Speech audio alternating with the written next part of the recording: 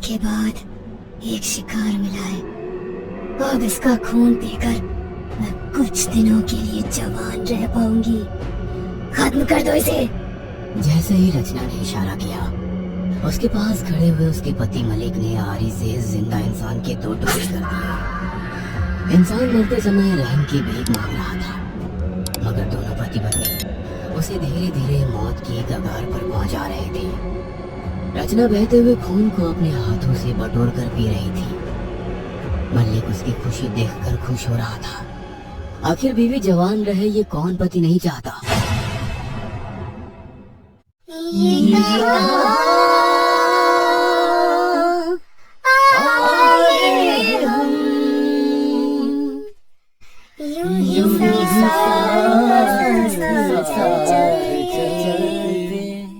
गाना गाते हुए 4 दोस्त कार में मस्ती कर रहे थे। ये चारों घर वालों से झूठ बोलकर गोवा अपनी लाइफ एंजॉय करने जा रहे थे। यार मुझे बहुत डर लग रहा है। इस तरह घर वालों से झूठ बोलकर हम लोग निकल तो गए, मगर यदि उन्हें पता चला तो बहुत नाराज होंगे। क्यों? वो तुझे गोवा देखने आएंगे या तो उन्हें बता देगी? ये लड़की भी ना, इसे तो साथ लाना ही नहीं था। खुद तो डरती है, दूसरों को भी डराती रहती है। देख बेटा, कॉलेज का आखिरी साल है, उसके बाद हम चारों अलग अलग हो जाएंगे। कौन कहाँ जॉब करेगा किसे पता। मगर जो पिछले 3 सालों से हम लोगों का अफेयर चल रहा था ना, उसे उसकी मंजिल तक तो पहुँचाना ही है। 3 दिन 3 रात गोवा में जी भर कर जिंदगी जिएंगे, उसके बाद अपने अपने रास्ते। सही कहा ना मैंने रौनक? और क्या मेरी जान, मैं तो बस गोवा पहुंचने का इंतजार कर रहा हूँ। फिर तुम मेरी बाहों में और मैं तुम्हारी। तुम दोनों बिल्कुल एक जैसे हो। सेक्स के अलावा कुछ भी नहीं सोचता है। मौका मिला नहीं कि शुरू हो जाते हो। तो क्या तुम्हारी और रवि की तरह पुराने जमाने के हीरो हीरोइनों की तरह फूलों को मिलाकर अपने प्यार का इजहार करें? तुम लोगों की बातों में हर वक्त मुझे क्यों घसीट लेते हो यार? मैंने तो जब भी राशि के करीब आने की कोशिश करी तो ये हमेशा मुझसे दूर हो जाती है। मगर अब इसे गोवा में छोड़ूंगा नहीं। देख, किसे छोड़ना है किसे पकड़ना है ये बाद में डिसाइड करना। हाँ, सामने देखकर गाड़ी चला, मुझे और राशि को डिस्टर्ब हो रहा है। कहते हुए रौनक ने कार में ही राशि को अपनी बाहों में भर लिया और अपने हाथों से उसके शरीर को नापने लगा। रवि उन दोनों को बैक व्यू मिरर से देख रहा था। उनकी हरकतें देख रवि भी महक के पैरों पर हाथ फेर रहा था।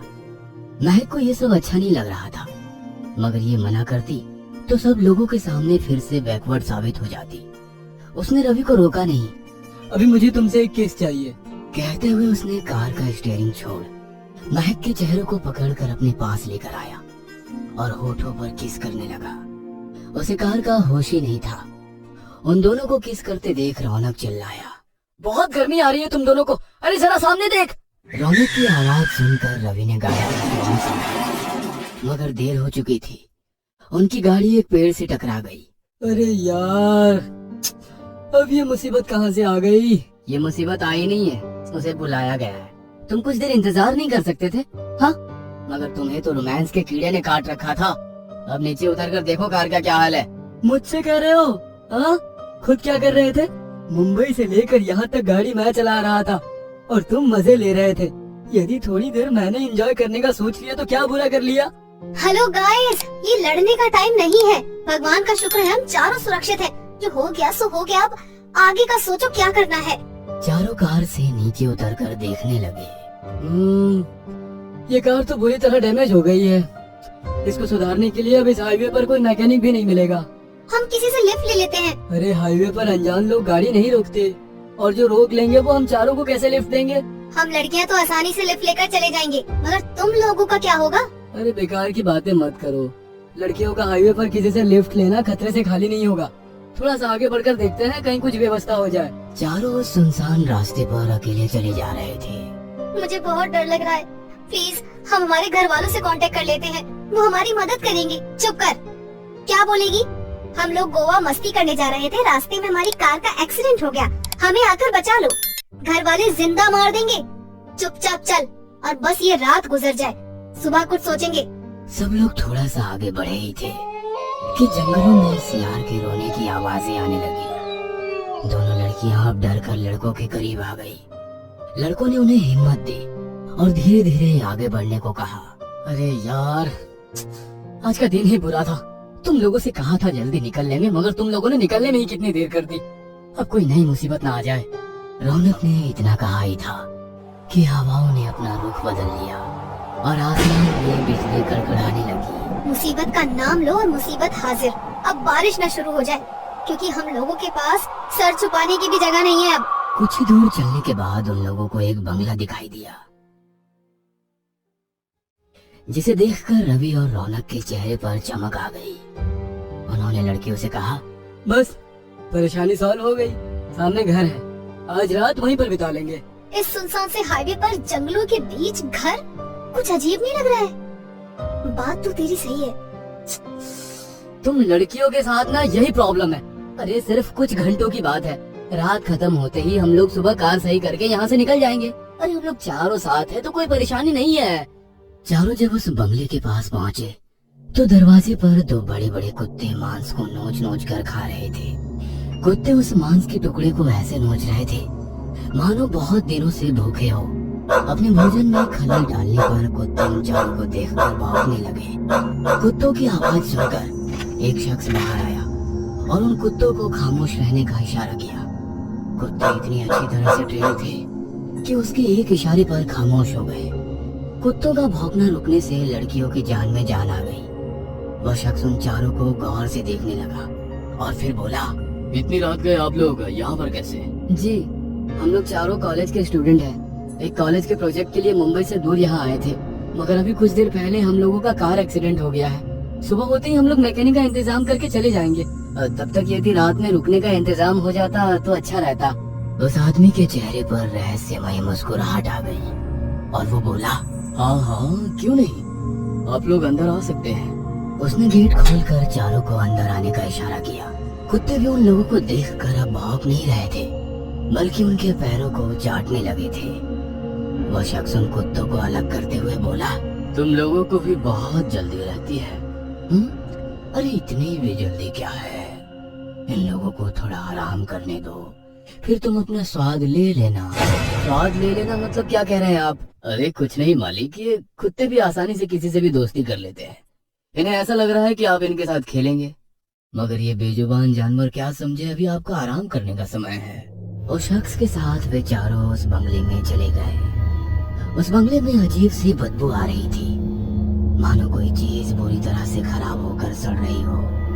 राशि ने अपने मुंह पर रुमाल रख लिया। उसे इस तरह करते देख वो शख्स बोला, यहाँ जंगल में आसपास जंगली जानवर मरते रहते हैं ना, उनकी लाशों की बदबू है। आप लोग ऊपर के कमरे में चले जाइए, वहाँ पर इस तरह की कोई बदबू नहीं आएगी। आप लोग हाथ मुंह धो लीजिए, तब तक आप लोगों के खाने का इंतजाम कर देता हूँ। आप परेशान मत होइए, हम लोगों को भूख नहीं है, बस किसी तरह ये रात बीत जाए, उसके बाद हम लोग चले जाएंगे। अरे इसमें परेशानी की क्या बात है, आप हमारे मेहमान हैं, मेहमानों की सेवा करना हमारा फर्ज है। उसके जाने के बाद रवि पलंग पर लेट गया और बोला, वैसे ये जगह इतनी बुरी नहीं है, कुछ खाकर आराम करते हैं, उसके बाद सुबह देखेंगे क्या किया जा सकता है। वे लोग बातें ही कर रहे थे कि वो शख्स उन लोगों के लिए चाय और सैंडविच लेकर आ गया और बोला, आप लोगों के लिए अभी इतना ही कर पाया, देर रात हो गई है, नौकर भी सो रहे हैं, सुबह ब्रेकफास्ट टेबल पर मिलते हैं। इतनी बड़ी हवेली में आप अकेले रहते हैं? अरे जी नहीं, 2 नौकर है और एक मेरी पत्नी। आज बहुत दिनों के बाद मेरी पत्नी चैन की नींद सोई है, इसलिए उसे जगाया नहीं।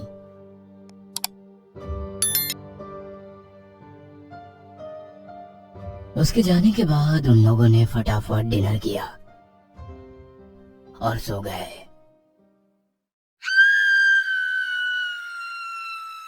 कुछ देर बाद राशि की चीखों से उसकी नींद खुली। उन्होंने जाकर देखा तो राशि के हाथ पैर बंधे हुए थे और वो शख्स उसे आरी से काटने की कोशिश कर रहा था। ये क्या तमाशा है?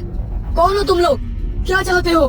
मेरा नाम मल्लिक है और ये मेरी पत्नी रचना। इसे जवान लोगों का खून पीना बहुत पसंद है, उसी की ख्वाहिश को पूरा करने के लिए इसको मार रहा हूँ, ताकि रचना इसका खून पीकर और ज्यादा सुंदर और जवान हो जाए। क्या बकवास है? इंसानों का खून पीकर कोई कैसे जवान हो सकता है?